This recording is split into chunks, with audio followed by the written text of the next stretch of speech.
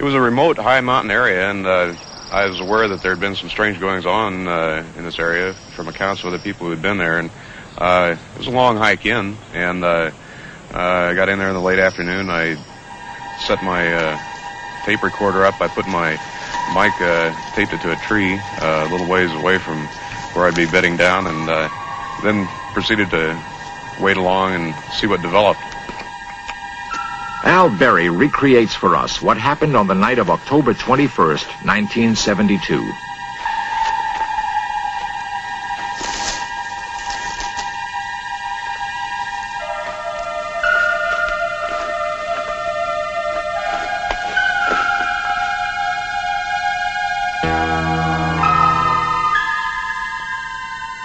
Later on that evening, after it grew dark, well, I was tired from the hike in, and I had begun to doze off, when all of a sudden I was awakened by some strange sounds. It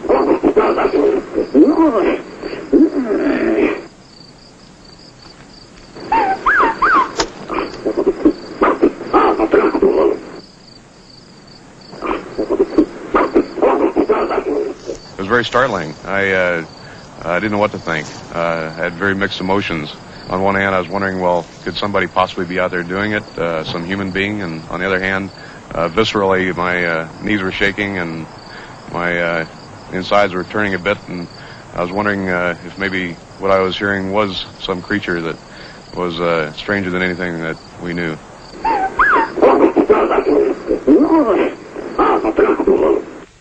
We've had the sounds analyzed since then, and at the University of Wyoming by a professor of electrical engineering there. And the results are the sounds could not have been made by man or any known animal. Professor Curlin of the University of Wyoming confirmed to In Search Of that Al's tape was tested and shown not to have been artificially manufactured.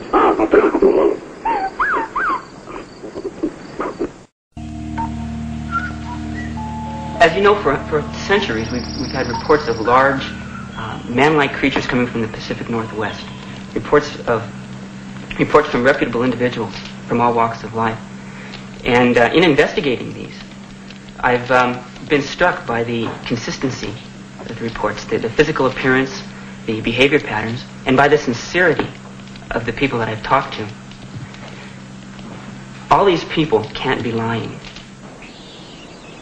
The Oregon Regional Primate Center in Portland seemed a logical place to inquire into the possibility of Bigfoot's existence and of his being a distant relative of man.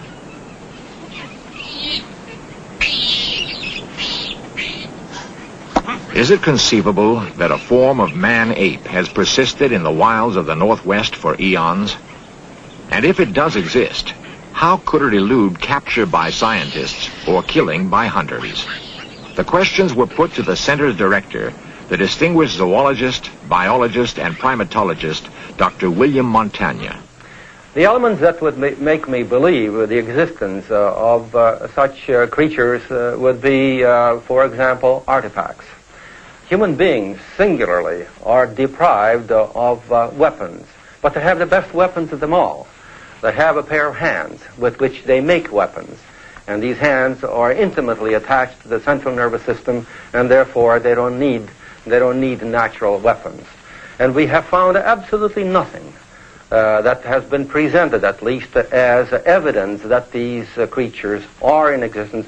If they were humanoid, they would have certainly used their hands to make weapons. Most scientists want to play it safe.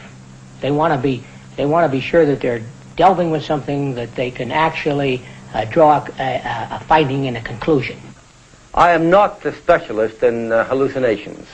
I am sure that people who claim to have seen have in fact seen it. But I'm sure that people claim to have seen God. And I'm sure they have seen it, but they cannot prove to me that they have. Now, we feel that we have enough information in relation just to our footprints and some of the information that we have gathered. We know positively in our own mind that we're dealing with a humanoid primate. From what alleged evidence has been presented to me, I have to admit that it is a hoax indeed. Nevertheless, in June of 1978, the University of British Columbia held an international conference on the subject of Bigfoot's existence. For the first time, a major academic institution had taken notice of, let alone dignified, this controversial subject. In the process leaves the medicine songs and divining crystal. Perhaps something of the same pattern can be discerned for Sasquatch.